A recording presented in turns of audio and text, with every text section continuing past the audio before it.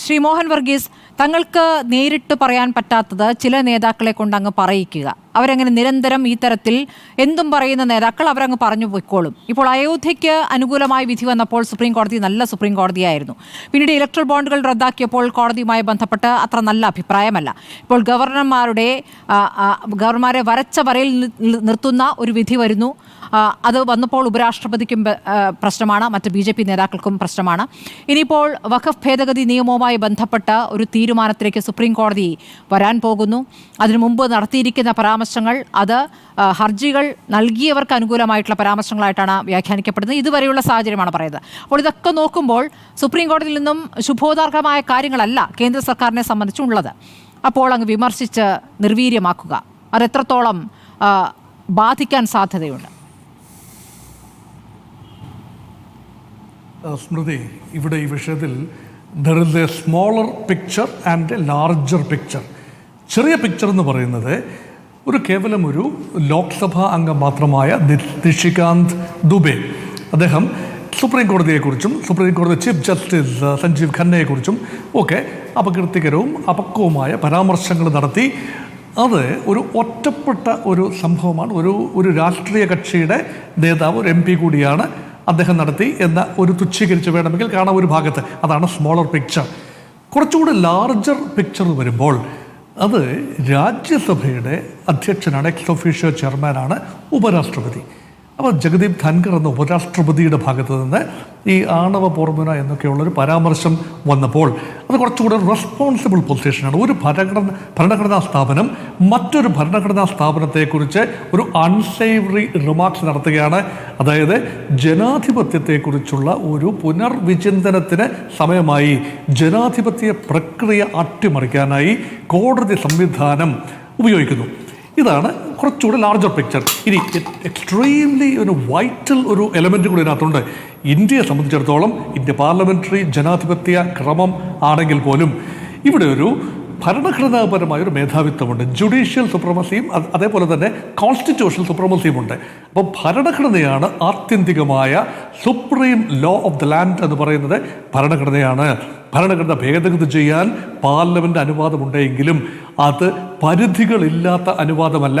പക്ഷേ ഭരണഘടന ഭേദഗതി ചെയ്യുമ്പോൾ ബേസിക് സ്ട്രക്ചർ, നേരത്തെ ശ്രീ M.R. അഭിലാഷ് പറഞ്ഞതുപോലെ ബേസിക് സ്ട്രക്ചർ ഡോക്ട്രിൻ അവിടെ നിലനിൽക്കുന്നത് കൊണ്ട് ഭരണഘടനയുടെ അടിസ്ഥാന ശിലകൾ ഭേദഗതിക്ക് വിധേയമല്ല.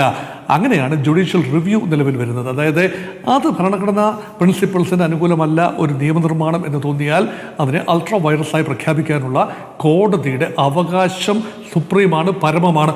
അങ്ങനെയാണ് ആ അവകാശം കോടതിക്കുള്ളത് കൊണ്ടാണ് സ്മൃതി ഇവിടെ ഭരണഘടന സുപ്രീമാണെന്ന് പറയുന്നത്.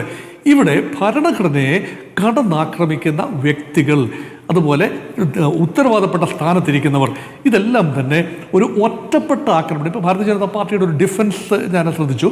അതായത് ഒറ്റപ്പെട്ട നിഷികാന്ത് ദുബെ എന്ന ഒറ്റപ്പെട്ട ഒരാൾ, അല്ലെങ്കിൽ ദിനേശ് ശർമ്മ എന്ന ഒറ്റപ്പെട്ട ഒരാളിൻ്റെ രാജ്യസഭ അംഗത്തിൻ്റെ ഭാഗത്ത് നിന്ന് വന്ന ചില അൺസേവറി റിമാർക്സ്, ഇതൊക്കെ ഞങ്ങൾ പാർട്ടി എന്ന നിലയിൽ അത് എൻഡോഴ്സ് ചെയ്യുന്നില്ല, അംഗീകരിക്കുന്നില്ല. പക്ഷേ ഇങ്ങനെ ഒറ്റപ്പെട്ട ഭാഗത്തുനിന്ന് വരുന്ന റിമാർക്സിന് ശ്രേണി സ്വഭാവമുണ്ട് എന്നതാണ് ഈ വിഷയത്തിൽ ഗൗരവമായി കണക്കാക്കേണ്ടത്. അത് നേരത്തെ സ്മൃതി സൂചിപ്പിച്ചതുപോലെ തങ്ങൾക്ക് സ്വീകാര്യമാകുന്ന അയോധ്യ കേസിലെ വിധിയാകട്ടെ, അതുപോലെ മറ്റു ചില സ്വീകാര്യമായ വിധികൾ വരുമ്പോൾ അത് സർവാത്മന സ്വീകരിക്കുകയും തങ്ങൾക്ക് ബുദ്ധിമുട്ടുണ്ടാക്കുന്ന വിധിന്യായങ്ങൾ, യഥാർത്ഥത്തിൽ ഈ 2 വിധിന്യായങ്ങളാണ് യഥാർത്ഥത്തിൽ നിഷികാന്ത് ദുബെയും അതുപോലെ ഉപരാഷ്ട്രപതിയെയും പ്രകോപിപ്പിച്ചിരിക്കുന്നത്.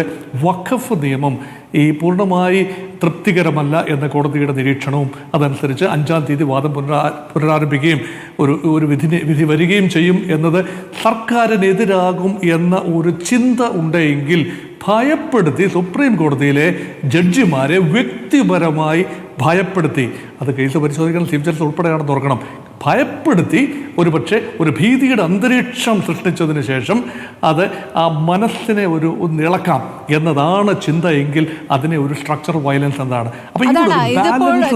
ഇത് മെയ് 5-നാണ് ഒരു കാര്യം പരിശോധിക്കേണ്ടത്. ശ്രീ മോഹൻ വർഗീസ്, മെയ് 5-നാണ് കേസ് കോടതിയിലേക്ക് വരുന്നത്. അതിൻ്റെ നടപടിക്രമങ്ങൾ നീണ്ടുപോയാൽ മെയ് 15-ന് ചീഫ് ജസ്റ്റിസ് വിരമിക്കുകയാണ്. സഞ്ജീവ് ഖന്ന വിരമിക്കുകയാണ്.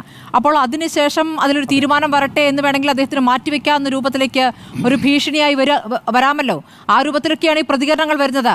അങ്ങനെയൊക്കെ ഒരു ആലോചനയിൽ നിന്നാണോ BJP നേതാക്കൾ ഈ പ്രതികരണങ്ങൾ വരുന്നതെന്ന് സംശയിച്ചാൽ തെറ്റാകുമോ? ഇപ്പോൾ മുൻകാലത്ത് സ്മൃതി വളരെ രസകരമായൊരു വസ്തുത, മുൻകാലത്ത് സുപ്രീം കോടതി ജഡ്ജിമാർക്ക് അല്ലെങ്കിൽ ചീഫ് ജസ്റ്റിസിനെതിരെ ഉണ്ടായ സമ്മർദ്ദം അദൃശ്യമായ ചില സമ്മർദ്ദമാണ്. അയോധ്യ കേസിലെ വിധി വരുന്നതിന് മുൻപ് ഏറ്റവും അവസാന ദിവസമാണ് ഈ ജസ്റ്റിസ് ഗോഗോയ് റിട്ടയർ ചെയ്യുന്നതിന് തൊട്ട് മുൻപത്തെ നിമിഷങ്ങളിലാണ് ആ വിധി ആത്യന്തികമായി വരുന്നത്. അപ്പോൾ ആ വിധി വരാനായി യഥാർത്ഥത്തിൽ ആ ദൗത്യത്തിനായി ചുമതലപ്പെടുത്തിയ ആളെന്നുള്ള നിലയിൽ തന്നെയാണ് അത് മുൻകൂട്ടി തന്നെ ഒരു പ്രവാചക ശബ്ദത്തോടു കൂടി തന്നെ ജസ്റ്റിസ് ചെലമേശ്വർ ഇത് മുന്നിൽ പറഞ്ഞു. 4 ജഡ്ജിമാർ ജസ്റ്റിസ് ചെലമേശ്വരും രതൻ ഗൊഗോയും അതുപോലെ മറ്റ് 2 ജഡ്ജിമാരും മഥൻ ലോക്കൂറും ജസ്റ്റിസ് കുര്യൻ ജോസഫും ഈ റിട്ടയർ ചെയ്യുന്ന ജഡ്ജിയുടെ അതായത് ജസ്റ്റിസ് ചെലമേശ്വറുടെ വസതിയുടെ പുൽത്തകടിയിൽ ഇരുന്നു കൊണ്ട് നടത്തിയ ലൈവ് പത്രസമ്മേളനം ഇന്നലെ നടന്നതുപോലെ ഇപ്പോഴും എല്ലാവരുടെയും മനസ്സിൽ ഇങ്ങനെ നിൽക്കുകയാണ്. അന്ന് പറഞ്ഞ ചില കാര്യങ്ങളുണ്ട്. Judiciary is sometimes compromised. അത് ജുഡീഷ്യറിയുടെ മേൽ സമ്മർദ്ദങ്ങളുണ്ട്. അതൊരു ലാർജർ പിക്ചർ തന്നെയാണ്. തീർച്ചയായും ജുഡീഷ്യറിയുടെ ബെഞ്ച് ഫിക്സിംഗ് അല്ലെങ്കിൽ ഏത് കേസ് എവിടെ വരണമെന്ന് തീരുമാനിക്കുന്നത് അദൃശ്യമായ ചില കാര്യങ്ങൾ തീരുമാനിക്കുന്നു. ചില ആളുകൾ ഞങ്ങളിൽ ഒരാൾ തന്നെ നാളെ ഉയർത്തപ്പെട്ടേക്കാം, സുപ്രീം കോടതി ചീഫ് ജസ്റ്റിസായി വന്നേക്കാം, അദ്ദേഹത്തിൽ നിന്നും ചില കാര്യങ്ങളെ പ്രതീക്ഷിക്കാൻ ഒക്കൂ എന്നൊക്കെ പറയുമ്പോൾ അതിനെ പ്രവാചക ശബ്ദമെന്നല്ലാതെ എന്താണ് പറയുക? അതുകൊണ്ടാണ് ഈ 15-ാം തീയതി എന്ന 4-ാം തീയതി സ്മൃതി സൂചിപ്പിച്ച 5-ാം തീയതി എന്ന ഡേറ്റും 15-ാം തീയതി മെയ് 15-ാം തീയതി എന്ന ഡേറ്റും വളരെ നിർണായകമാണ്. അതിനു മുൻപ് തന്നെ അദ്ദേഹം വിരമിക്കുന്നതിന് മുൻപ് തന്നെ അനുകൂലമായ ഒരു വിധി ലഭിക്കത്തക്ക രീതിയിൽ മനസ്സുകളെ ഒരുക്കുക എന്നതാണ് ഉദ്ദേശമെങ്കിൽ, അങ്ങനെയാണെന്ന് ആരോപിക്കാൻ നമുക്കാവില്ല, അങ്ങനെയാണ് ഉദ്ദേശമെങ്കിൽ അത് തീർച്ചയായും വളരെ വളരെ ഡേഞ്ചറസ് ഒരു ഫിനോമിനയാണ്. അതുകൊണ്ടാണ് പറയുന്നത് there should be a balance. ഇവിടെ ജഡ്ജിമാർ പാർലമെന്റിന്റെ അധികാരം ഒരു പരിധിയിൽ കൂടുതൽ നീങ്ങുകയാണ്. അത് എക്സിക്യൂട്ടീവിലേക്കും ആ അധികാര ഘടനകൾ വ്യാപിക്കുകയാണ് എങ്കിൽ ജനങ്ങളുടെ ഭാഗത്ത് ജനാധിപത്യം ഒക്കെ ഉണ്ടെങ്കിൽ തന്നെ ജനങ്ങൾക്ക് നീതി ലഭിക്കാൻ വേണ്ടി ഭരണഘടനയുടെ പ്രവർത്തനം സുഗമമായി നടക്കുന്നു എന്ന് ഉറപ്പ് വരുത്താൻ വേണ്ടിയുള്ള സംവിധാനം ഇന്നത്തെ നിലയിൽ കോടതിയാണ്. കോടതിയിൽ ജനങ്ങൾക്ക് വിശ്വാസമുള്ളിടത്തോളം കാലം മാത്രമേ രാജ്യത്തെ സമാധാനവും ശാന്തതയും സ്റ്റെബിലിറ്റിയും ഉണ്ടാകൂ. ജനാധിപത്യത്തെ ഉയർത്തിപ്പിടിക്കുന്ന സുപ്രധാനമായ ചില വിധികൾ തുടർച്ചയായി ഇപ്പോൾ സുപ്രീം കോടതിയിൽ നിന്ന് വന്നുകൊണ്ടിരിക്കുന്നു എന്നുള്ളത് ആശ്വാസകരവും പ്രതീക്ഷ നൽകുന്നതുമാണ്. അതാണോ ഇപ്പോൾ BJP ആശങ്കപ്പെടുത്തുന്ന ചോദ്യം?